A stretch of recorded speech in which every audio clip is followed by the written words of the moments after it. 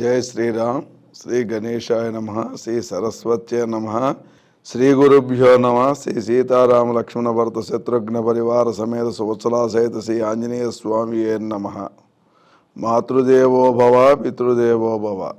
ఈ శ్రీ వీడియోని వీక్షిస్తున్న ప్రేక్షక మహాజనులందరికీ కూడా శ్రీ హనుమద్ గాయత్రి జ్యోతిష్యపీఠం నుంచి ఆ ఆంజనేయ స్వామి వారు సంపూర్ణ ఆయురారోగ్యైశ్వర్యాలను ప్రసాదించాలని చెప్పి కోరుకుంటూ, ఈరోజు చాలామంది నాకు ఫోన్లు చేసి ఈ మధ్యకాలంలో మాకు ఎవరైనా చేతపళ్ళు చేశారేమో, లేదా మాకు ఏదైనా మంత్రప్రయోగాలు చేశారేమో, దీనివల్ల మాకు అనేక రకమైన ఇబ్బందులు, ఆటంకాలు, సమస్యలు, ఎదుగుదల లేకపోవడం ఇలాంటివన్నీ జరుగుతున్నాయి గురువు గారు.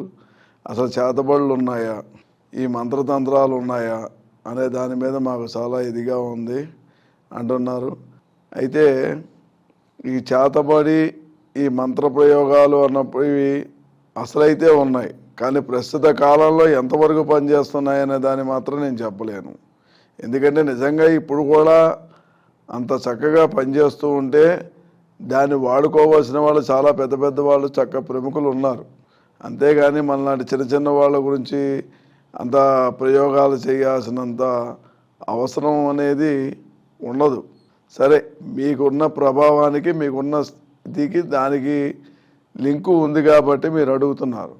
ఎప్పుడైనా సరే మీకు చేతపడి లేదా ఏదైనా ప్రయోగం జరిగి ఇబ్బందులు పడుతున్నారని మీకు తెలిసిన రోజు మీరు ఫస్ట్ చక్కగా అమావాస్య నాడు కానీ పౌర్ణమి నాడు కానీ ఆంజనేయ స్వామి వారి గుళ్ళో చక్కగా నిమ్మకాయలు దండేసి మీ గోత్రనామాలతో చక్కగా పూజ చేయించుకోండి.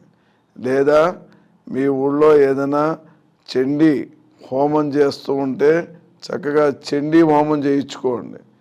ఇంకా లేదు, ఏదైనా కొంచెం ఉగ్రదేవతల భద్రకాళి కానీ మహాకాళి కానీ లేదా గ్రామ దేవతకు సంబంధించిన అమ్మవార్లు ఎవరైనా ఉన్నా సరే ఈ పౌర్ణమి నాడు కానీ తప్పనిసరిగా కూడా అమావాస్య నాడు కానీ ఈ రెండు కూడా చాలా ప్రసిద్ధమైన దినాలు. ఈ రోజుల్లో చక్కగా కూడా మీరు అమ్మవారికి నిమ్మకాయలు దండేసి మీ పేరు మీద కుంకుమార్చన ఇలాంటివి చేయించుకోవడం వల్ల వాటి ప్రయోగాలు తగ్గుతాయి. అక్కడే మీరు చక్కగా కూడా నిమ్మకాయలు ఒకటి పూజ చేయించుకుని మీ గృహస్థానంలో మీ గుమ్మం ముందు కట్టండి.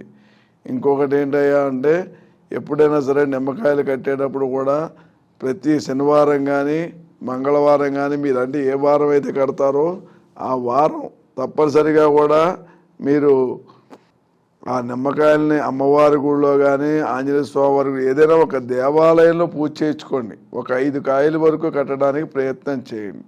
ఇంకొకటి ఏంటయ్యా అంటే, ఎప్పుడైనా సరే గృహంలోకి వచ్చేటప్పుడు తప్పనిసరిగా కూడా బయట కాళ్ళు కడుక్కుని రాగలిగితే కూడా మనకి ఎటువంటి ఇబ్బందులు ఉండవు.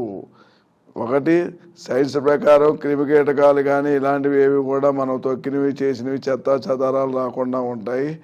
శాస్త్ర ప్రకారం ఏంటంటే, మన కాళ్ళ ద్వారా అంటే మన బయట అన్ని చోట్లకి వెళ్ళొస్తుంటాం, షాపులకు దృష్టి తీసి నిమ్మకాయలు వేస్తారు, లేదంటే ఎవరైనా ఎర్ర నీళ్ళు తీసి వారు వస్తుంటారు. ఇలా రకరకాలైనవన్నీ కూడా చేస్తుంటారు. ఇవన్నీ మన అందరికీ నిత్య జీవితంలో చూస్తున్నవే.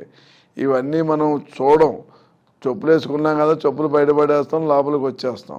మీరు చెప్పులు వేసుకున్నా సరే, బూట్లు వేసుకున్నా సరే, ఏం వేసుకున్నా సరే గృహంలోకి వచ్చేటప్పుడు తప్పనిసరిగా కూడా బయటే కాళ్ళు కడుక్కుని రావడం అనేది మంచిది.